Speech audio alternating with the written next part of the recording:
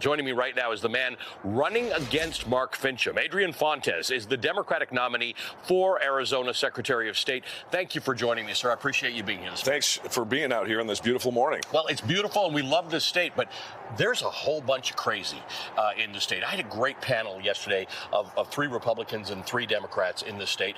The Republicans talked about you more than the Democrats did. They're all voting for you. These are not people who describe themselves as former Republicans.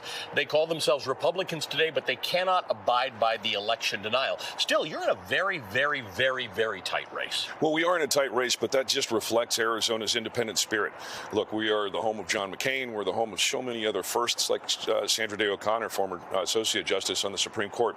We do what we think is best, given that we're covering what's good for everybody. And when you talk about Republicans and the seat of crazy here, yesterday was an example of how most Republicans really don't feel that way. But you'll note in each of the races that you talked about earlier, there were multiple candidates in those primaries. Right. But when you do see a non-Trump Republican and a Trump Republican, the non-Trump Republican's going to have more support overall. It just, the math worked out that way. They just may not win the nomination. They might not win the nomination. So that's where we're at. Look, my opponent, he had 59% of Republicans did not vote for him in that primary. We are looking at his fundraising. Most of it is coming from out of state based on that Stop the Steal database that he built. We, on the other hand, are getting all the support from Republicans, from the business community, from independents, of course, from Democrats. And we're looking to build something that really is going to be able to help heal things once this is all over, because it's going to pass. We're going to do well. And Arizona is going to be a place of opportunity and openness sometime real soon. All right, you do have mail-in voting in this state. Absolutely. So this intimidation that's going on in the ballots, which we can talk about, we're going to talk about through the course of the show, is actually something every Arizonan can avoid because they can vote in their home. But midterm elections in this state do a little better than about 50%. And one of the points that a number of the Republicans on my panel made yesterday is that don't get up the next morning after you didn't vote and say, right, what's going on in my state? Right. Well, the interesting thing is we're having a little bit of a difference from 2018. 2018 was record turnout. Yeah. For midterms, we had all parties across the board, independents. This time, Democrats are actually tracking with 2018. Republicans are down about 10%. Independents are down a bit as well. So what we're looking at is another new thing happening in Arizona, but the dynamics are very different. The last midterm was in the middle of Donald Trump's first term as the president. This one, we've got a new president and a new Congress. So things are changing, things are shifting. Arizona is always at the tip of the spear when it comes to changes and things that happen. I'm very proud of my home state. I hope we can really, after this is over, again, I'll get back to this, come together, because we have to move forward. Arizona has always been a place of new ideas, making sure that folks can take care of their families and just do the things they need to do away from all sort of the nonsense of government. We just want to do our jobs. I just want to do my job like I did when I ran the Maricopa 2020 election. We did a great job. You're the county recorder. I was the county recorder at the time. I built that bipartisan system that made things happen well. We beat the cyber ninjas even at their own game.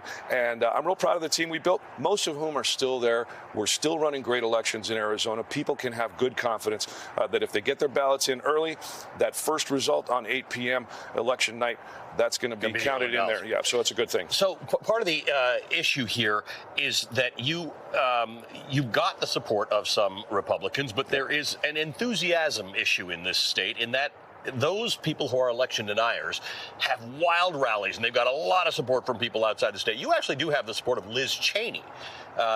She's been supporting Democrats in this state. And Representative Kinzinger as well. And Representative Kinzinger. Now, here's the issue, though. You are worried that some Republicans in this state who are not election deniers, who are not Trump supporters, are very concerned about who becomes the Secretary of State in this state. You've expressed a concern that maybe there's some Democrats who are not as worried. Well, look, it's not that we're not worried. It's a question of whether or not we're going to focus on the work at hand. You can worry and wring your hands and worry and kind of be concerned, or you can get out there and get the vote out, which is actually what's happening. The numbers I talked to you about earlier, Democrats are performing right at about 2018 numbers right now. Republicans are about 10 points behind. Nobody knows exactly why. Some people think it's because Republicans are now moving towards just voting on Election Day, which is exactly the opposite of the way it used to be. Because voting by mail in the state was established by Republicans. Republicans started it, Yeah. Republicans built it and promoted it, and that's one of the ways they stayed in power for so long here. We have a 27-day election season. We don't have one election day in Right. Arizona like so many Western states do. And it works really, really well if you're trying to get out the vote. Democrats are taking advantage of a system that the Republicans used very, very well for a long time. And I think that what we also have, though, is that sort of that Chamber of Commerce version of Republican who really wants stability in government. They want to be able to predict what's going to happen next. Not maybe the winners and the losers, but at least that things are going to move forward instead of just dragging everything back to 2020 and constantly hand-wringing about what happened in the past. Nobody wants that. It's bad for business. It's bad for law. It's bad for medicine. It's bad for education across the board. We've got to move forward, and Arizona is going to move forward under my administration and hopefully with Democrats in charge.